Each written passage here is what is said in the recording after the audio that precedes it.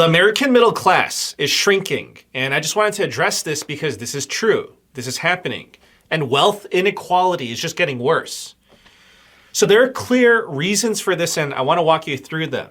So we're turning into a country of basically just two groups of people, the haves and the have-nots. And there are things that you can do to protect yourself, but first you have to understand what is truly going on. Okay, so let's start here. This is coming straight from Pew Research. In 1971, 61% of Americans were considered middle class, and today that number has dropped down to 51%. And the trend is expected to continue downward. So the question is, why is this happening? So it comes down to a few key factors. So first, wages have not kept up with the cost of living. So the price of housing, food, healthcare, education, insurance, property taxes, I mean, you just name it, whatever it may be. I mean, it's all gone up dramatically, and wage growth has been lagging. And another reason that the middle class is shrinking is because middle income jobs are disappearing. So over the past 2 decades, globalization has sent an estimated 5.8 million US manufacturing jobs overseas. And that's just one part of the story because, as you know, now AI has entered the picture.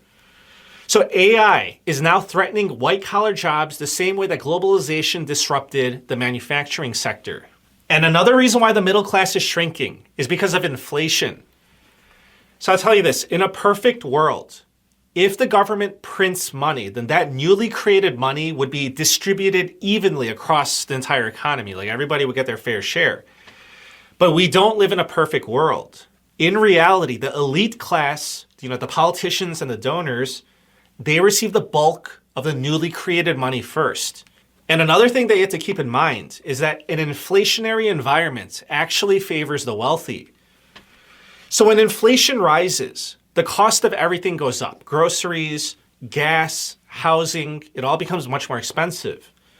But who's going to feel the most economic pain? It's not going to be the rich because they're the ones who own the majority of the stocks, the real estate, private equity, their businesses. They're all going to rise with inflation. So it's going to be the people that are living paycheck to paycheck who are going to suffer the most. They don't get relief. They just fall further behind. And the result? Well, the result is that the rich are going to get richer and the poor will just get poorer. And climbing the economic ladder is going to become even harder. And it makes the American dream, harder to reach. And for many, just harder to believe in. Now, this is where things get even worse. Because to survive inflation, millions of Americans are turning to credit cards and also personal loans just to stay afloat. So I remember you may remember too, when US credit card debt hit $1 trillion. That was a big milestone. And now it's just under 1.2 trillion and it's still growing. But take a look, it's at record highs. And the average interest rates on credit cards that's now over 20%.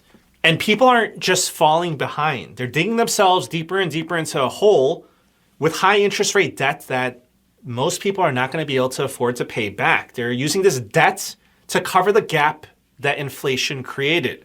Now, let's talk about where inflation is headed. So will the Federal Reserve get inflation under control?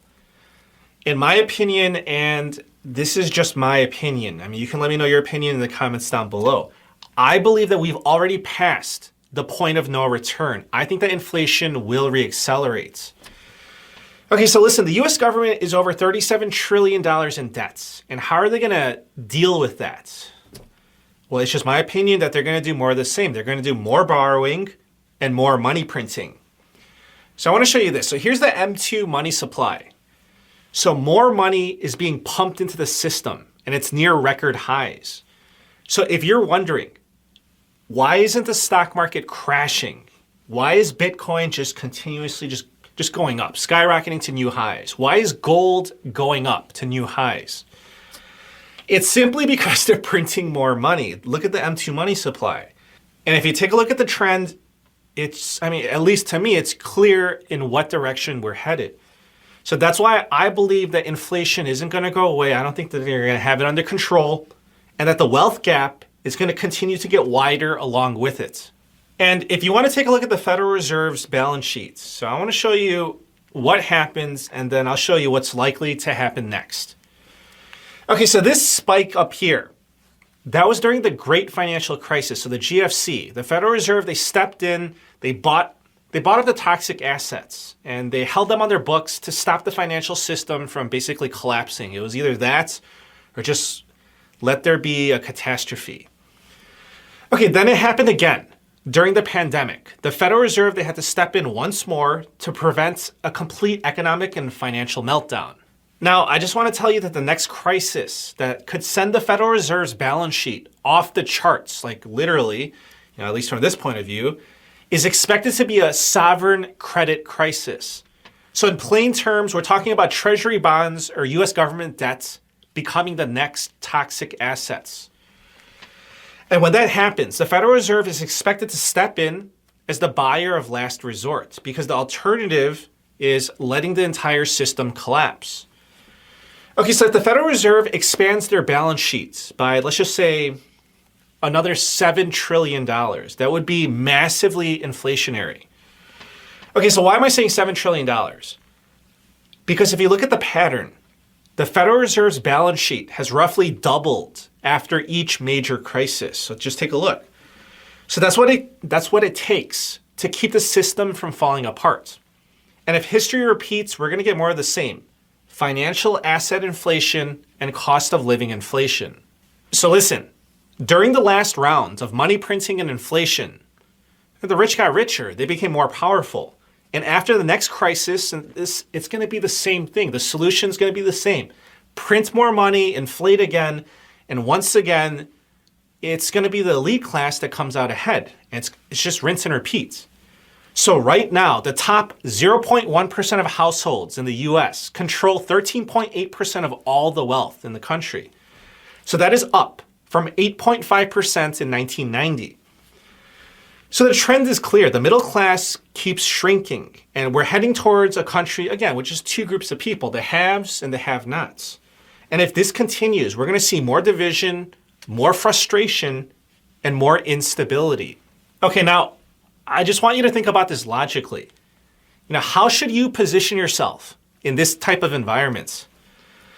Okay, so let's just assume, and I think it's a pretty safe assumption, that Uncle Sam and the Federal Reserve will continue printing money and inflating. Okay, so if that's the case, then asset prices are going to rise, and a rising tide lifts all boats. So as a defensive move, it makes sense to be invested in, I'm just telling you, in whatever asset that you want, whatever floats your boat. It could be stocks, the stock market, index funds, gold, silver, precious metals, crypto, you name it. Again, whatever floats your boats. Personally, I believe in diversification.